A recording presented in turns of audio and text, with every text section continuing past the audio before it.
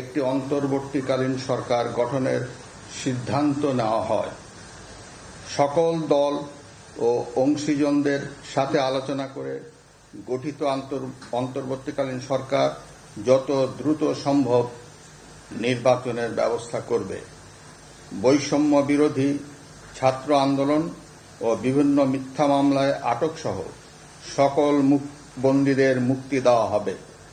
বৈষম্য বিরোধী ছাত্র আন্দোলনের নিহতদের পরিবারদের ক্ষতিপূরণ প্রদান ও আহতদের সুচিকিৎসার প্রয়োজনীয় সকল সহায়তা দেওয়া হবে। সর্বসম্মতিক্রমে বিএনপির চেয়ারপারসন বেগম খালেদা জিয়াকে মুক্তি দেওয়ার সিদ্ধান্ত নেওয়া হয়। প্রিয় দেশবাসী, আমি দেশের আইন শৃঙ্খলা পরিস্থিতি স্বাভাবিক করতে এবং লুপ্তরাজ ও ধ্বংসাত্মক কর্মকাণ্ড বন্ধ করতে রাজনৈতিক দলগুলোর প্রতি আহ্বান জানাচ্ছি। জনগণের জানমাল ও রাষ্ট্রীয় সম্পদ রক্ষায় সশস্ত্র বাহিনীকে কঠোর পদক্ষেপ নেওয়ার নির্দেশ প্রদান করছি। সাম্প্রদায়িক সম্প্রীতি ও সংখ্যালঘুদের নিরাপত্তা নিশ্চিত করতে এবং সরকারি সম্পত্তি রক্ষায় সকলকে এগিয়ে আসার আহ্বান জানাচ্ছি। দেশের অর্থনীতি, প্রশাসন ও শিল্প কল কারখানা চালু রাখার লক্ষ্যে সকলকে কার্যকর ভূমিকা রাখার আহ্বান জানাই।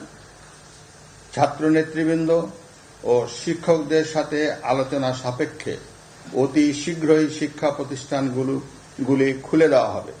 এছাড়া যারা হত্যা ও সহিংসতার সাথে জড়িত নিরপেক্ষ তদন্তের মাধ্যমে তাদেরকে আইনের আওতায় আনা হবে।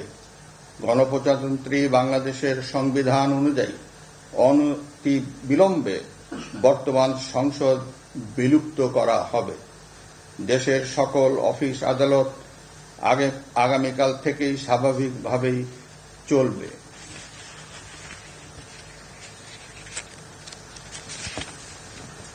প্রিয় দেশবাসী, আসুন আমরা দেশকে বাঁচাতে একযোগে কাজ করি।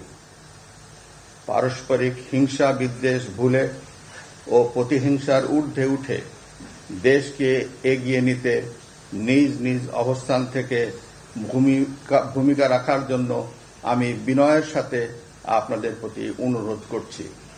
একটি সুন্দর ও সোনালী ভবিষ্যতের প্রত্যাশায় আমরা এগিয়ে যাব ইনশাআল্লাহ। মহান আল্লাহ আমাদের সহায় হন। খোদা হাফেজ। বাংলাদেশ চিরজীবী হোক।